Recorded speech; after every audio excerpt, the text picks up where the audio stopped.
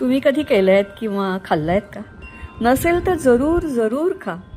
बांबू म्हणजे माणसाला मिळालेलं वरदान.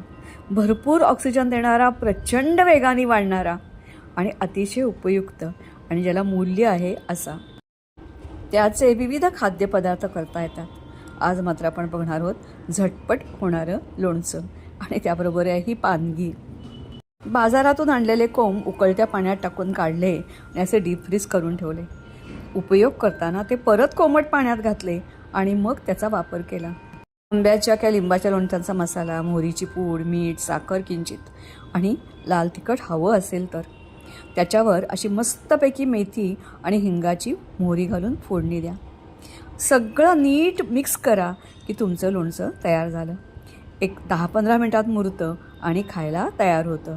भरपूर विटॅमिन्स, कॅल्शियम देणारं, वजन कमी करण्यास मदत करणारं आणि साखर कंट्रोलमध्ये ठेवणारं असं हे बांबूच्या कोंबाचं लोणचं.